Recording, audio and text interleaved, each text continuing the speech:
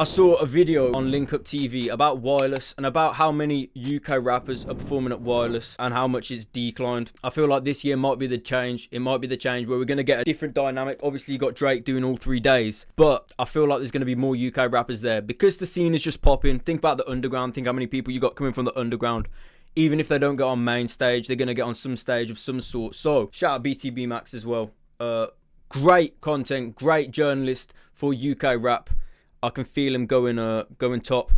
I fixed the bitrate issue. I fixed it. Bro, you know what it was? It was one plug. I turned on one socket in my studio and the whole system messed up. So, UK rappers at wireless. Is it the year where we're going to get plenty of UK rappers at wireless? Who knows? Are they going to be backup dancers? 37 UK rappers performed at Wireless Festival, and by 2024, that number had dropped to just 3. Wireless is huge. Probably the biggest rap and hip hop festival in the UK and one of the biggest in Europe. For sure. Every year it's home to some of the world's biggest artists, and on more than one occasion have fans actually broken the barriers to get in because they just needed to be there.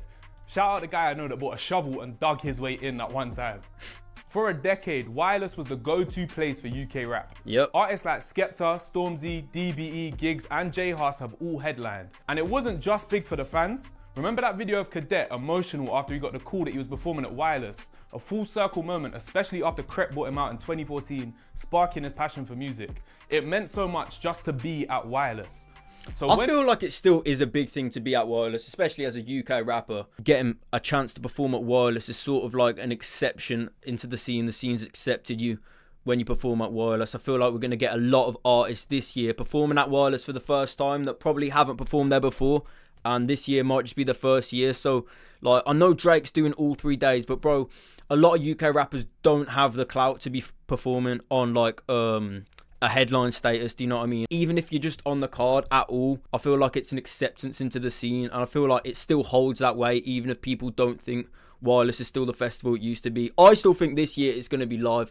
I feel like this year at Wireless is going to be one of the best yet. But I still probably won't go, bro. I don't really leave the house, I'll be real. I talk to the computer, do you know what I mean? I'm not really like one of those people like deep in the scene. I just sort of mind my own business, and I'm trying to just push out content, do it all independently. So when did all of this change? Let's rewind and look at the lineups across the 20 years of Wireless. Did you know that when Wireless started back in 2005, it was a rock festival with Kasabian and Keen headlining that year? I did know this. And UK rap didn't even get a look in until years later. Shout out to Roots Maneuver and Plan B though, the only UK rappers to perform there in those early years. Then from 2008 to 2010, things started to shift at the festival. Jay-Z and Kanye headlined, and the festival started bringing up more UK rap artists. From 2009 to 12, UK rap was a fixture at Wireless with people like Chip, Tiny, Wretch, N-Dubs performing throughout those years. Yep. We saw on average about 10 UK rappers in the lineup every year in that period. But it wasn't until 2015 to 2021 that it really peaked. The golden years. Grime, Afro Swing and Drill were all on top, and about 20 to 30 UK rappers were on the lineup each year in this time.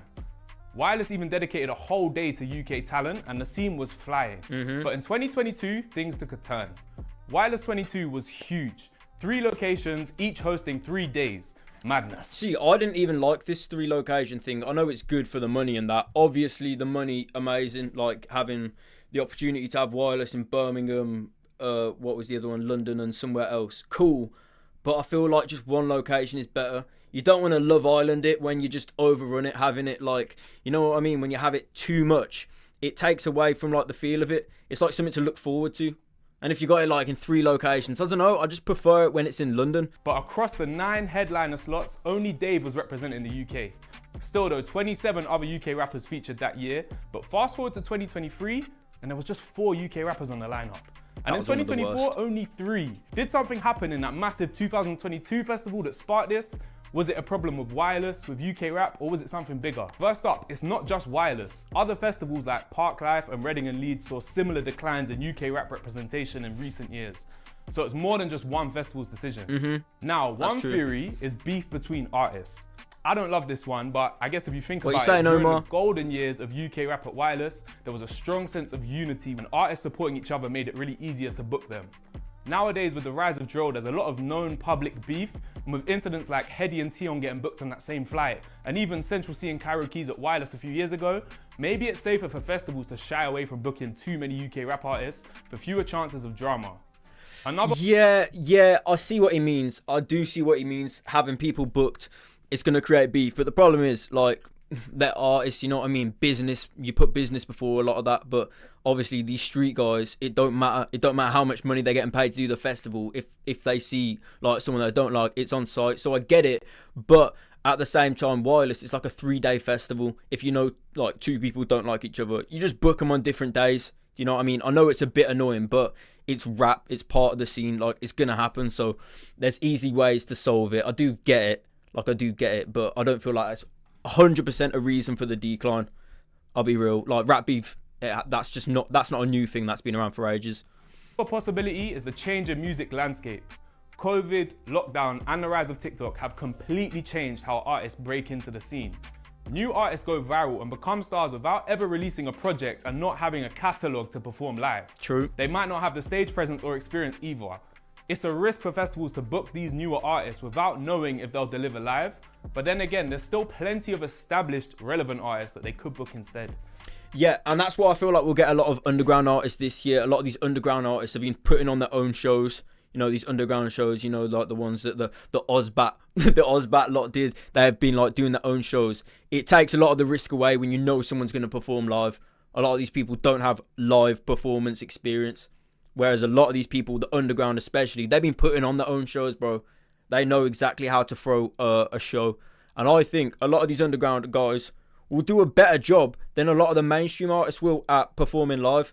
Just because you've got a big audience or you're a big artist, a lot of these guys, they don't really care about performing because they've got money coming in other ways. Whereas underground artists, if you're a small artist, live shows, live performances, festivals, you know, tours, that's one of your main money earners. So you've really got to be good at performing live to get money in.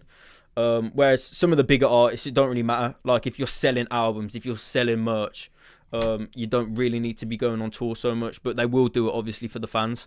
Then there's the money factor. UK rap has become a massive global market, so maybe booking the biggest stars is just too expensive.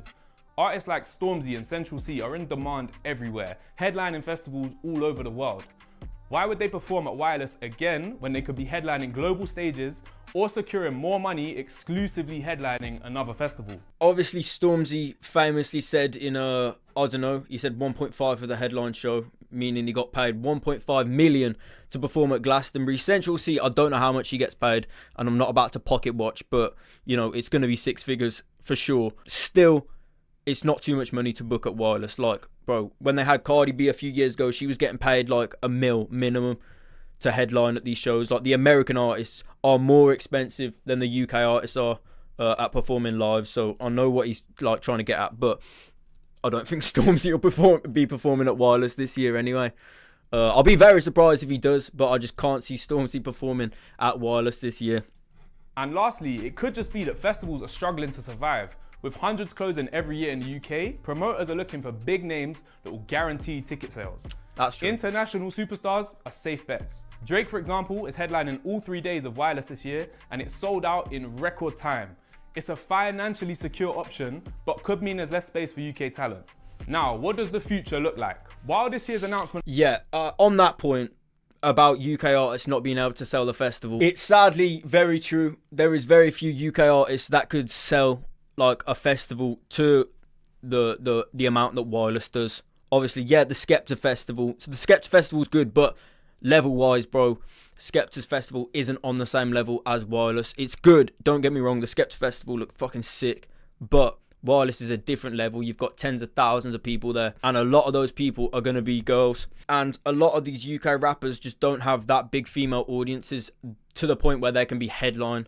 I don't feel like a lot of them could really headline anyway. When it comes to UK rappers that could headline Wireless, not just Wireless, any UK festival, Dave, Central C, Stormzy used to be able to, but obviously now with everything that's going on, probably not so much. So it's not even a bad thing that they've got these US artists headlining the festival. I think it's great because you get the US artists to sell the festival. Do you know what I mean? You've got the Drakes who are on the headline 3 days in a row. But on the same day that Drake could be performing at Wireless, you're going to have so many UK artists performing before him, and it's just good exposure.